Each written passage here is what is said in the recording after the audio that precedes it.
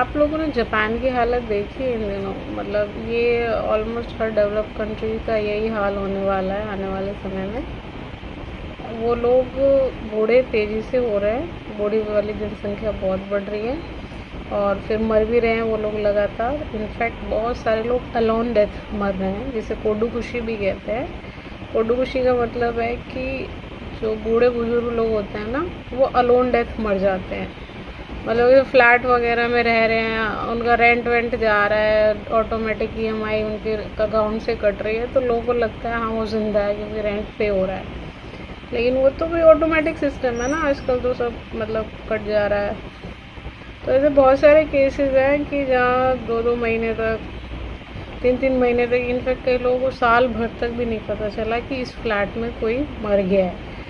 जब बहुत ही ज़्यादा मतलब ऐसा होता है कि उसके घर के बाहर दूध अंडे की पूरी लाइन लग जाती है, तब लोगों को धीरे धीरे समझ आता है कि भाई फलाना नहीं रहा। बिकॉज मतलब न्यूक्लियर फैमिली का कंसेप्ट बढ़ता गया और अब तो ये कि आइसोलेटेड रहने लग गए हैं लोग। न्यूक्लियर फैमिली का भी कंसेप्ट ख़त्म हो गया, आइसोलेटेड रह रहे हैं लोग, शादी ही नहीं कर रहे हैं, एंड देन वो अलोन डेथ मर जा रहे हैं। एंड देन यहाँ वहाँ बहुत सारी एजेंसीज ऐसी हैं कि वो आपके फ्लैट को में सर्विस देती हैं कि जो मरी हुई गली हुई सड़ी हुई डेड बॉडीज़ हैं उनको क्लीन करने की कॉन्ट्रैक्ट लेती हैं वो।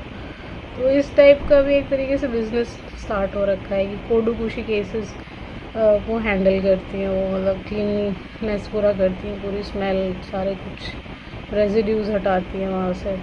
ये बहुत ही हॉरिफिक सिचुएशन है और ये क्यों हो रहा है? बिकॉज लोगों ने खुद को बहुत आइसोलेट कर लिया है, फैमिली बना के नहीं रखना चाहते, पेशेंस नहीं रखना चाहते एक दूसरे के साथ रहने का।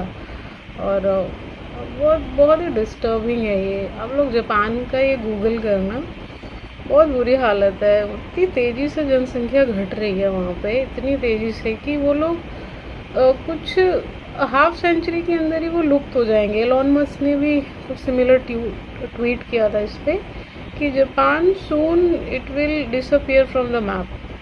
कोई है ही नहीं वहाँ पे। वहाँ पे हर साल वहाँ पे हज़ारों स्कूल्स बंद हो रहे हैं क्योंकि बच्चे ही नहीं है पढ़ने के लिए। तो ये हाल है। सारे के सारे कुछ जो फेमस सिटीज़ हैं, टोक्यो वगैरह, क्योटो वगैरह, सब के सब उतनी ही एरिया में कंसंट्रेटेड है। इस वजह से टोक्यो की जनसंख्या बढ़ती जा रही है। आसपास के घर खाली हो चुके हैं, खंडर बन चुके हैं, पेड़ उग चुके हैं, उनमें कोई रहने वाला नहीं है, कोई देखने वाला नहीं है। ये होने वाला है आगे आने वाले समय में। पॉपुलेशन इंक्रीमेंट नहीं, डिक्रीमेंट प्रॉब्लम बनने वाला है।